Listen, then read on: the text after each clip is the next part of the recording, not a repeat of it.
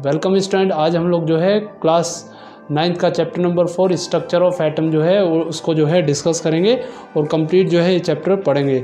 इससे पहले कि हम लोग स्टूडेंट अपना चैप्टर स्टार्ट करें, आप लोग पहले जाके चैप्टर 3 एटम एंड मॉलिक्यूल ज़रूर देख लीजिएगा। सबसे पहले मैं आप लोगों को जो है आज दशहरा पर्व की शुभकामनाएँ देना चाहता हूँ, जो कि हम लोग श्री राम जी के द्वारा असत्य पर सत्य की जीत के प्रतीक के रूप में जो है बनाते हैं। तो चलिए आज का लेक्चर हम लोग जो है स्टार्ट करते हैं। तो देखिए, सबसे पहले हमें जो है क्या क्या चीज़ें इस चैप्टर के बारे में पढ़नी, यानी कि मेन जो कंसेप्ट है वो चैप्टर के बारे में हमें क्या क्या पढ़ना है उसके बारे में बात कर लेते हैं। सबसे पहले हम लोग जानेंगे कि किस तरह से हम लोग जो है स्ट्रक्चर ऑफ एटम को डिस्कस करेंगे, यानी कि एटम के अंदर हम लोग आज जानेंगे कि इलेक्ट्रॉन की डिस्कवरी किस प्रकार हुई, प्रोटॉन की डिस्कवरी किस प्रकार हुई और न्यूट्रॉन की डिस्कवरी जो है किस प्रकार हुई। इलेक्ट्रॉन की डिस्कवरी के लिए जो है थॉमसन एक्सपेरिमेंट जो हम लोग आज डिस्कस करेंगे, जिसमें कैथोड रे का डिस्कशन हम लोग करेंगे, इलेक्ट्रॉन पे चार्ज वगैरह हम लोग जो है पूरा डिस्कस कर लेंगे। इसके अलावा जो हम लोग इलेक्ट्रॉन, प्रोटॉन और न्यूट्रॉन पढ़ लेंगे, तो हम लोग जो है किस तरह से एटम में मॉडल हम लोग जो है बना सकते हैं, या वेरियस थ्योरीज जो कि एटम्स से रिलेटेड है या एटम के मॉडल से रिलेटेड है उसको हम डिस्कस करेंगे, जिसमें हम लोग जो है Thompson model of atom, Rutherford model of atom and Bohr model of atom के बारे में पढ़ेंगे। साथ के साथ हम लोग जो है इसी चैप्टर में जब आगे प्रोसीड करेंगे तो आपको जो है आइसोटोप और आइसोबार के बारे में भी पढ़ाएंगे स्टूडेंट। तो देखिए, जैसे मैंने बताया चैप्टर 3 में हम लोगों ने पढ़ा था एटम एंड मॉलिक्यूल, जिसमें हमने बताया था कि एटम और मॉलिक्यूल ही क्या है, बिल्डिंग ब्लॉक ऑफ मैटर है। कोई भी अगर मैटर एग्जिस्ट कर रहा है तो वो किससे बना होगा, एटम और मॉलिक्यूल से बना होगा। बट आप लोगों को ये भी बताया था मैंने 18th सेंचुरी से पहले हमारे पास जो है ज़्यादा नॉलेज एटम और मॉलिक्यूल के बारे में नहीं थी, जब तक कि हमारे पास जो है डाल्टन की एटॉमिक थ्योरी नहीं थी। तो हमने वहाँ पे आपको बताया था Dalton considered atom as individual entity, यानी कि उन्होंने जो है एटम को माना था कि हम उसको जो है ब्रेक नहीं कर सकते। बट ये कंसेप्ट जो है पूरा का पूरा डिस्कार्डेड कर दिया था 19th सेंचुरी में, जब साइंटिस्टों ने जो है बहुत सारे एक्सपेरिमेंट किए थे और उन्होंने ये पाया कि एटम जो है वो जो है डिवाइड किया जा सकता है, यानी कि atom is compose of charge particle, जिसमें हम लोग इलेक्ट्रॉन और प्रोटॉन की बात करेंगे। साथ के साथ एटम के अंदर जो है न्यूट्रल पार्टिकल भी होता है, जिसमें हम लोग जो है आपका न्यूट्रॉन्स की बात करेंगे। तो इन सब पार्टिकल्स को ही हम लोग जो है सब एटॉमिक पार्टिकल्स कहते हैं। तो इस तरह से आपके जो है एक नींव रखी गई, फाउंडेशन रखी गई, किस तरह से आपका जो है atom can be divide into electron, proton and neutron. तो बात करेंगे हम लोग चार्ज पार्टिकल की किसी भी मैटर में। तो देखिए, इसके लिए कुछ एक्टिविटी हम लोग जो है बड़ी आसानी से कर सकते हैं। जैसे हम कह सकते हैं कि मान लीजिए एक नायलॉन कॉम्ब है, अगर हम उसको जो है अपने हेयर से ठीक है अट्रैक्ट करके अगर एक पेपर के पास में लेके जाएंगे तो वो जो है एक पेपर को जो है अपनी तरफ अट्रैक्ट करेगा। तो इससे क्या पता लगता है कि नायलॉन कॉम्ब और पेपर के बीच में जो है अपोजिट चार्ज वहाँ पे डेवलप हुआ है, जिसकी वजह से वो जो है उसको अट्रैक्ट कर रहा है। तो इससे भी हमें पता लगेगा कि इसमें जो है चार्ज पार्टिकल है। इसी तरीके से ग्लास रोड जब हम लोग रब करेंगे सिल्क क्लॉथ के साथ तो ये भी पॉजिटिव चार्ज एक्वायर करेगी। इसी तरीके से एक एबोनाइट रोड का अगर हम लोग रब करेंगे स्किन के साथ तो वो जो है नेगेटिवली चार्ज एक्वायर करेगी, जबकि स्किन जो है वो आपकी जो है पॉजिटिव चार्ज एक्वायर करेगी। तो इस तरह से हम कह सकते हैं किसी भी पार्टिकल के अंदर जो है किसी भी एटम के अंदर जो है चार्ज पार्टिकल जो है रहता है। तो इसके लिए देखिए कुछ एक्सपेरिमेंट किए गए हैं, जिसमें आपका जो है डिस्चार्ज ट्यूब का यूज़ किया गया है। तो सबसे पहले हम लोग जानते हैं कि डिस्चार्ज ट्यूब क्या है। तो एक डिस्चार्ज ट्यूब जो है आपकी ग्लास की बनी होती है, जो कि स्टूडेंट 70 सेंटीमीटर लॉन्ग होती है, जिसका डायमीटर 5 सेंटीमीटर होता है। इसके दोनों एजिस पे जो है मेटल इलेक्ट्रोड होते हैं, जिनको दोनों एजिस पे जो है सील किया जाता है। वन ऑफ देम जो है उसमें negative terminal of the battery से जोड़ा जाता है, दूसरे को positive terminal of the battery से जोड़ा जाता है।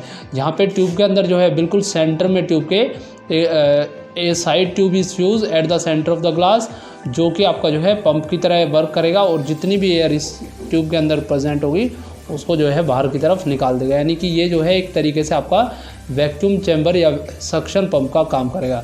तो इस तरह से जो है आपका डिस्चार्ज ट्यूब जो है स्टार्टिंग में बनाया गया था। जैसे आप लोगों ने देखा होगा जो कैथोड रे, जो बड़े बड़े टीवी आते थे जो पुराने टाइम पे हम लोग यूज़ करते थे, तो उन सब में जो है इस टाइप की ट्यूब्स जो है यूज़ की जाती थी, जिसमें आपका जो है कैथोड पे नेगेटिव चार्ज होता है, एनोड पे पॉजिटिव चार्ज, और यहाँ पे जो एयर फिल है इसको हम जो है वैक्यूम पंप से बाहर की तरफ निकाल देंगे। और यहाँ पे देखिए इसको बैटरी से भी कनेक्ट किया हुआ है। तो it is behave as discharge tube की तरह जो है इसको बिहेव किया गया था, और इसी का यूज़ करके जो हमने इलेक्ट्रॉन प्रोटॉन की जो है डिस्कवरी की गई है।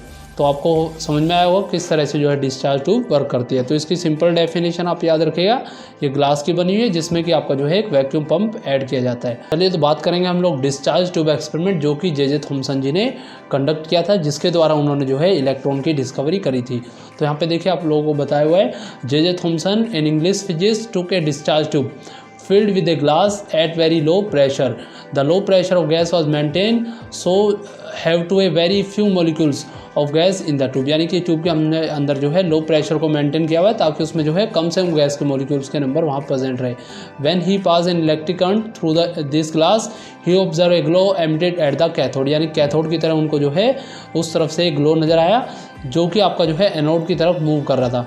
This glow was made of rays, जिनको बाद में जो है कैथोड रे नाम दिया गया। तो यहाँ पे देखिए आप डायग्राम के थ्रू समझ सकते हैं, जैसे हमने मान लीजिए जो है हाई वोल्टेज जनरेटर से एक कैथोड रे ट्यूब को कनेक्ट किया है, ये इसका कैथोड एंड है and this is anode and. तो यहाँ पे देखिए प्रोडक्शन ऑफ कैथोड रे जब यहाँ से बन रहा है तो डिस्चार्जिंग ट्यूब में आपकी जो कैथोड रे है वो यहाँ से निकल रही है और ये जो है लो प्रेशर पे गैस है तो ये एनोड की तरफ जो है जा रही है। तो हमने यहाँ पे जो है एनोड पे ग्रीनिश फ्लोरेंसेस जो है इफेक्ट यहाँ पे देखने को मिलेगा, यानी कि यहाँ पे हमें जो है कलर जो है देखने को मिलेगा। तो इस तरह से हम कह सकते हैं कि ये जो ट्यूब में जो गैसेस निकल रही हैं वो कैथोड से निकल रही है और किस तरफ जा रही है, एनोड की तरफ, यानी कि इनका नेचर क्या होगा, नेगेटिव होगा।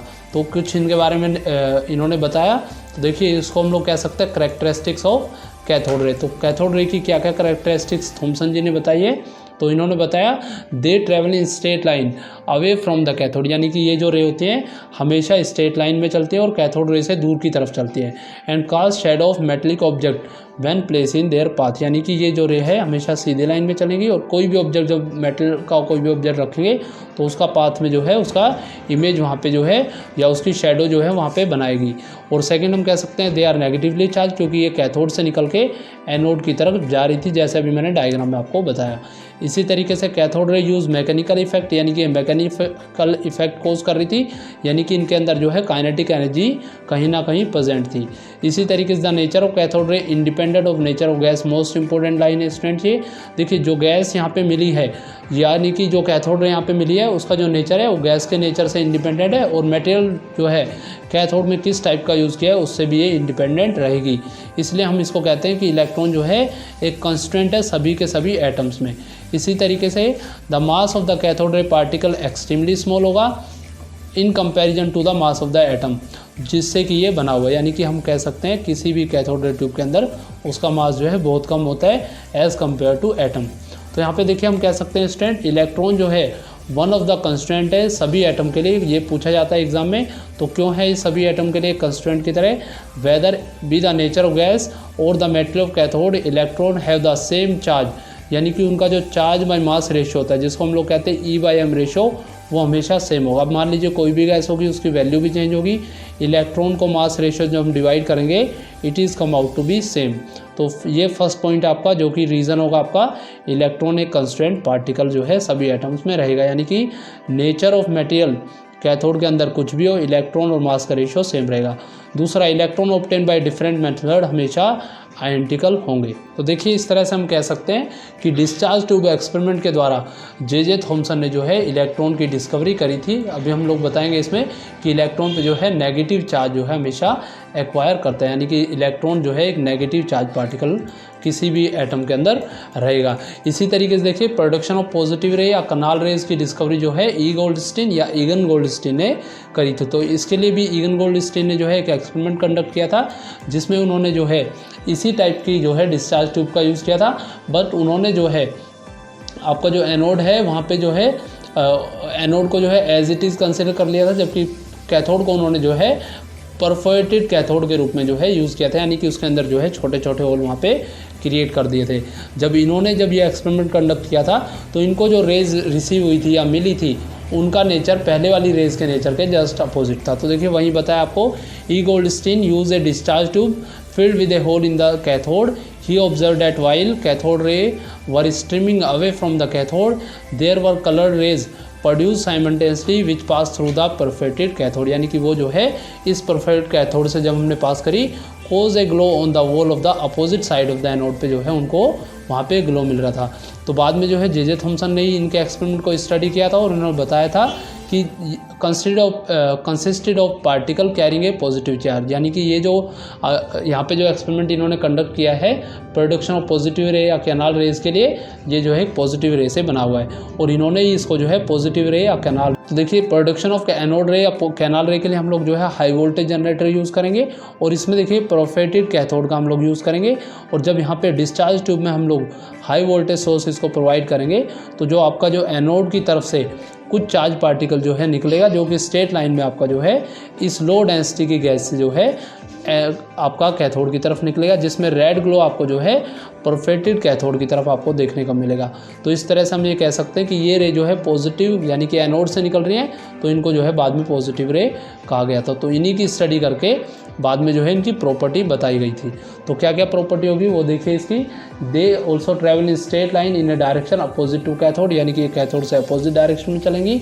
दे are deflected by electric and magnetic field in a way indicating that they are positive charge, यानी कि ये जो रेज थी बेटा ये इलेक्ट्रिक और मैग्नेटिक फील्ड दोनों में ही जो है डिफ्लेक्ट हो रही थी। अगर कोई भी चीज़ डिफ्लेक्ट होती है इलेक्ट्रिक और मैग्नेटिक फील्ड में, इसका मतलब उस पर कौन सा चार्ज होगा, पॉजिटिव चार्ज।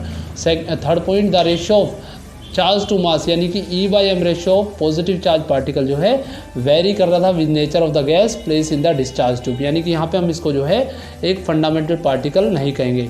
इसी तरीके से दो possesses mass many time that of mass of electron, यानी इनका जो मास है वो मास ऑफ इलेक्ट्रॉन से काफ़ी ज़्यादा होगा। इसी तरीके से they cause fluorescence in the zinc sulphide, यानी कि जिंक सल्फाइड के अंदर जो है ये फ्लोरोसेंस इफेक्ट को भी शो करेगी। तो इस तरह से हम लोगों ने जो है पॉजिटिव रे की जो है डिस्कवरी या ई गोल्डस्टीन ने पॉजिटिव रे की डिस्कवरी करी थी स्टूडेंट्स। चलिए तो अब हम लोग बात करेंगे डिस्कवरी ऑफ न्यूट्रॉन के बारे में। तो देखिए बताया मैंने, इलेक्ट्रॉन नेगेटिव चार्ज होगा, प्रोटॉन आपका पॉजिटिव चार्ज होगा। इसी तरीके से जेम्स चैडविक ने एक और सब एटॉमिक पार्टिकल की डिस्कवरी करी, या सर जेम्स चैडविक ने थर्ड सब एटॉमिक पार्टिकल की डिस्कवरी करी जो कि आपका न्यूट्रॉन है। इस पर कोई भी चार्ज आपका नहीं होगा। तो इसके लिए इन्होंने जो है कि एक्सपेरिमेंट कंडक्ट किया जिसको हम लोग जो है डिस्कस कर लेते हैं। He directed the stream of alpha particle. Alpha particle आपको याद रखना है स्टूडेंट, हीलियम पार्टिकल जो होता है जिसमें आपका एटॉमिक नंबर 2 और एटॉमिक मास 4 होता है, इसी को हम लोग जो है अल्फा पार्टिकल के नाम से भी जानते हैं। कई बार जो है वेरियस एग्जाम में इसको पूछा भी हुआ है।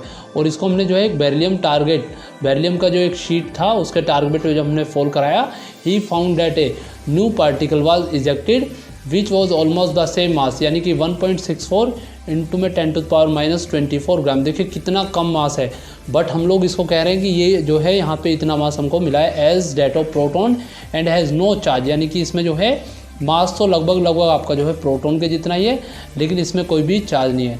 तो इन्होंने इसको जो है न्यूट्रॉन कहा। He assign relative mass of the neutron as 1 atomic mass unit या 1 AMU जो है इन्होंने इनका मास बताया। तो देखिए इसके लिए इन्होंने अल्फा पार्टिकल को कंसिडर किया, बेरिलियम शीट पे फॉल कराया, तो न्यूट्रॉन जो है जहाँ से जब बाहर निकलेंगे तो चार्ज डिटेक्टर ने जो है वहाँ पे देखा कि कोई भी चार्ज पार्टिकल नहीं आ रहा है। इसका मतलब यहाँ से कुछ निकल तो रहा है, लेकिन यहाँ पे कुछ भी जो है चार्ज को डिटेक्ट नहीं कर पा रहा है, यानी कि यहाँ से जो निकलने वाला जो पार्टिकल था उस पर कोई भी चार्ज नहीं होगा। तो देखिए स्टूडेंट, अब हम लोग जो है property of 3 fundamental particle of atom की बात करेंगे, जिसमें हम लोग जो है इलेक्ट्रॉन, प्रोटॉन एंड न्यूट्रॉन का कुछ बेसिक जो है एटॉमिक मास वगैरह और उसका एटॉमिक मास यूनिट की हम लोग बात करेंगे। तो सबसे पहले देखिए एटम का सिंबल E-, प्रोटॉन के लिए सिंबल हम लोग P+ या P भी रख सकते हैं, न्यूट्रॉन के लिए N0 या ओनली N भी हम लोग रख सकते हैं। इसी तरीके से इलेक्ट्रॉन का एटॉमिक मास यूनिट की बात करें तो it is equal to 1/1835 time या 1940 या 1900 टाइम जो है इलेक्ट्रॉन को एक एटॉमिक मास यूनिट के जितना स्मॉलर जो है कंसिडर किया जाता है। इसी तरीके से प्रोटॉन को भी हम लोग 1 AMU कंसिडर करते हैं और न्यूट्रॉन को भी हम लोग जो है 1 AMU कंसिडर करते हैं। हम लोग इलेक्ट्रॉन के मास की बात करेंगे तो इसका मास जो है 9.1 इंटू में 10⁻28 ग्राम में मैंने यहाँ पे लिखा है स्टूडेंट्स। कई बुक में आपको जो है ये किलोग्राम में भी देखने को मिल सकता है, तो आप ग्राम में इसको कंसिडर करेंगे 9.1 10⁻28। अगर आप इसी वैल्यू को अगर आप किलोग्राम में कन्वर्ट करेंगे तो 9.1 10⁻31 kg आप इसको कंसिडर करेंगे। तो देखिए कितना स्मॉलर जो है इलेक्ट्रॉन का मास जो है हो सकता है। इसी तरीके से हम लोग जो है प्रोटॉन की बात करेंगे तो प्रोटॉन का जो मास है 1.672 10⁻24 ग्राम हम लोग कंसिडर करेंगे, यानी कि प्रोटॉन का मास 1.672 10⁻24 ग्राम। अगर हम इसको किलोग्राम में कन्वर्ट करेंगे तो 1.672 10⁻⁻27 किलोग्राम कंसिडर करेंगे। इसी तरीके से न्यूट्रॉन का चार्ज 1.674 10⁻24 हम लोग जो है मानते हैं। अब यहाँ से देखिए कंपेयर भी कीजिएगा आप इसको, तो यहाँ पे देखिएगा इलेक्ट्रॉन प्रोटॉन न्यूट्रॉन में से सबसे ज़्यादा मास किसका है, तो सबसे ज़्यादा मास जो है न्यूट्रॉन का होता है। अगर आप इसकी वैल्यू भी केजी में कंसिडर कीजिएगा तो 1.67 या राउंड ऑफ वैल्यू 1.675 10⁻⁻27 kg आप इसको कंसिडर कर सकते हैं। इसी तरीके से इलेक्ट्रॉन के लिए हमने चार्ज असाइन किया -1, प्रोटॉन के लिए हमने असाइन किया +1 और न्यूट्रॉन के लिए जो है 0 असाइन किया। इसी तरीके से इनके चार्ज की जो वैल्यू है उसको हम लोग जो है कूलम में भी कैलकुलेट करते हैं, जिसमें आपको जो है एक इलेक्ट्रॉन की वैल्यू 1.60 इंटू में 10⁻⁻19 कूलम जो है हम लोग कंसिडर करते हैं, क्योंकि आपको पता होगा चार्ज को हम लोग जो है कूलम में मेज़र करते हैं। इसी तरीके से प्रोटॉन के लिए यही वैल्यू 1.60 10⁻⁻19 कूलम होती है, यानी कि प्रोटॉन में प्लस इलेक्ट्रॉन में माइनस और न्यूट्रॉन में जो है इसकी वैल्यू 0 होगी। ये भी जो है आपको याद रखना है। तो अगर आप इन तीनों जो मैंने आपको ये टेबल बताई है इसको याद रखेंगे तो एग्ज़ाम में यहाँ से जो है 1 से 2 क्वेश्चन आपसे पूछा जाएगा। इसी तरीके से देखिए हम लोग जो है 3 सब एटॉमिक पार्टिकल को थोड़ा समराइज़ कर लेते हैं, जिसमें मैंने बताया इलेक्ट्रॉन की discovery J Thomson, negative charge है इनके ऊपर, प्रोटॉन की डिस्कवरी ई गोल्डस्टीन पॉजिटिव चार्ज, न्यूट्रॉन की डिस्कवरी जेम्स चैडविक और ये न्यूट्रॉन था। तो इसको याद करने के लिए हम लोग जो है एक सेंटेंस भी याद कर सकते हैं, जिसमें मैंने आपको जो है चैप्टर 3 में भी आपको ये बताया था, ईट पग नाच जो है हम इस टर्म को याद कर सकते हैं, जिसमें मैंने आपको बताया था ई जो है आपका ई गोल्डस्टीन के लिए जो है सॉरी ई जो है इलेक्ट्रॉन की डिस्कवरी के लिए हमने वहाँ पे कंसिडर किया था, यानी कि E for electron T for Thomson, यानी कि इलेक्ट्रॉन की डिस्कवरी जो है जे थॉमसन ने करी थी। पा फॉर प्रोटॉन, यानी कि प्रोटॉन की डिस्कवरी किसने करी है, तो ई गोल्डस्टीन ने करी है। इसी तरीके से एन फॉर या ना से न्यूट्रॉन की डिस्कवरी जो है जेम्स चैडविक ने करी थी। तो ये मैंने जो आपको चैप्टर नंबर 3 में भी जो मैंने पूरा पढ़ाया था, आपको डिटेल में बताया था, तो वहाँ पे भी मैंने जो आपको इसको बताया था। तो आप इस वर्ड से भी याद रखेंगे, ईट पग नाच, E for electron, T for J Thomson, P for proton, E for Goldstein, N for neutron and J for James Chadwick students. तो देखिए यहाँ से आपका जो है इलेक्ट्रॉन प्रोटॉन और न्यूट्रॉन की डिस्कवरी लगभग जो है 19वीं सेंचुरी तक काफ़ी एक्सपेरिमेंट कंडक्ट करने के बाद जो है हो गई थी। तो अब जो साइंटिस्टों के पास जो नेक्स्ट जो प्रॉब्लम थी वो आपका था मेन, कि किस तरह से हम लोग जो है एटॉमिक मॉडल्स को जो है वो वेरीफाई करेंगे और किस तरह से हम जो है किसी भी एटम को जो है शेप दे पाएंगे, क्योंकि यहाँ पे जो है अभी तक कोई भी ऐसा एक्सपेरिमेंट कंडक्ट नहीं किया गया था जिससे हम लोग कह सकते हैं कि 3 सब एटॉमिक पार्टिकल के बाद जो है किस तरह से हम जो है एटम को देख सकते हैं, उसका क्या स्ट्रक्चर हो सकता है। तो यहाँ बताया मैंने, from the knowledge of existence of subatomic particle electron proton neutron various atomic model वहाँ पे प्रपोज किए गए थे। तो कुछ फेमस जो आपके एटॉमिक मॉडल्स हैं, जैसे हम लोग यहाँ बात करेंगे तो Thomson atomic model, Rutherford atomic model और बोर एटॉमिक मॉडल की हम लोग जो है बात करेंगे। तो ये जो है आपके कुछ फेमस एटॉमिक मॉडल्स रहे हैं जिसको हम लोग जो है डिस्कस करेंगे। The most trusted and scientifically established method of atom which is adopted this day, आजकल हम लोग जो है quantum mechanic model of atom पढ़ेंगे, जिसको हम लोग जो है 11th और 12th क्लास में पढ़ते हैं। तो इन सब मॉडल से भी ज़्यादा इस मॉडल के बारे में हम लोग जो है अब डिस्कस करते हैं, जिसमें माना जाता है कि जो आपका जो इलेक्ट्रॉन है वो कंटिन्यूसली मूव करता रहता है, उसकी पोजीशन जो है लगातार बदलती रहती है और कुछ भी ना सिर्फ इलेक्ट्रॉन प्रोटॉन न्यूट्रॉन सभी के सभी पार्टिकल जो है लगातार मूव करते रहते हैं। तो देखिए जो आपका फर्स्ट मॉडल है थॉमसन मॉडल ऑफ एटम। तो देखिए थॉमसन ने जो है काफ़ी सिंपली मॉडल ऑफ एटम इन्होंने बताया था।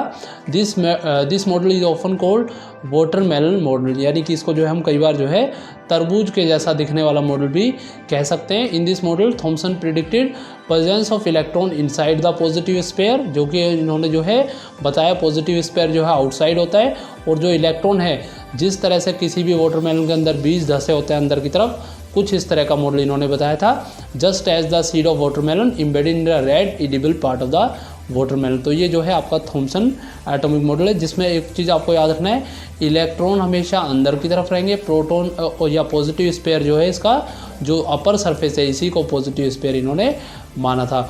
बट इनका जो मॉडल है ये काफ़ी ज़्यादा जो है सक्सेसफुल नहीं रहा था, जल्दी जो है इसको डिस्कार्डेड कर दिया गया था। बट स्टार्टिंग में जो है इन्होंने इस मॉडल को बिना किसी एक्सपेरिमेंट किए बिना ही बता दिया था। तो देखिए कुछ पोस्टुलेट हम लोग डिस्कस कर लेते हैं इसके जो है जनरली 2 से 3 पोस्टुलेट हम लोग पढ़ लेते हैं। The following postulate of this theory. तो फर्स्ट पोस्टुलेट इन्होंने बताया electron embedded in the sphere of positive charge, यानी कि इलेक्ट्रॉन जो है इस पॉजिटिव स्पेयर ऑफ चार्ज के अंदर इम्बेडेड रहेगा। नेगेटिव और पॉजिटिव चार्ज जो है इक्वल नंबर में रहेंगे, यानी कि वो एक दूसरे को जो है बैलेंस करेंगे। इसी तरीके से मास of the atom is due two electron जो है इन्होंने बताया था, यानी किसी भी एटम का जो मास होता है वो हमेशा उसके इलेक्ट्रॉन की वजह से होता है। बट देखिए मैंने बताया कुछ इस मॉडल की जो है लिमिटेशन भी रही थी। तो वो लिमिटेशन क्या थी कि although this model explain neutrality of atom, यानी कि इन्होंने बताया कि एटम पे कोई भी चार्ज नहीं है, बट इनके लिए जो है कोई भी एक्सपेरिमेंट ये इस पर कंडक्ट नहीं कर पाए थे। और बाद में जब रदरफोर्ड मॉडल आया तो इस मॉडल को जो हमने वहाँ पे डिस्कार्डेड कर दिया था। तो इस तरह से हम कह सकते हैं कि थॉमसन मॉडल जो है वो ज़्यादा सक्सेसफुल नहीं रहा था एटम के मॉडल को डिफाइन करने में। बट इनिशियली में देखिए जो हमारे पास कोई भी जो मॉडल नहीं है, या इनका जो मॉडल था जैसे मैंने अभी बताया वाटर मेलन मॉडल या क्रिसमस पडिंग जो मॉडल है, ड्राई फ्रूट जिस प्रकार से कर्टेंस वहाँ पे प्रेजेंट होता है कुछ इस टाइप से इन्होंने मॉडल दिया था। तो वहाँ पे जो कोई भी थ्योरी वहाँ पे प्रेजेंट नहीं थी। तो इनका मॉडल जो है स्टार्टिंग में तो काफ़ी ठीक है अच्छा था, लेकिन जब एक्सपेरिमेंट किए गए तो इसको जो है पूरा डिस्कार्डेड कर दिया था। तो इसके लिए बाद जो है रदरफोर्ड मॉडल ऑफ एटम यहाँ पे आएगा। तो कई बार आपसे एग्जाम में पूछा जाता है कि थॉमसन मॉडल ऑफ एटम जो है उसको एक्सप्लेन कीजिए, तो आप उसके postulate as well as diagram को डिस्कस करें। तो होपफुली स्टूडेंट आपको ये वीडियो समझ में आई होगी। अगर आपको वीडियो समझ में आई है तो चैनल को लाइक, शेयर और सब्सक्राइब जरूर कीजिएगा। साथ में बेल आइकन को भी ज़रूर प्रेस कीजिएगा, जिससे मेरी नई वीडियो की नोटिफिकेशन आपको मिल सके स्टूडेंट। Thank you.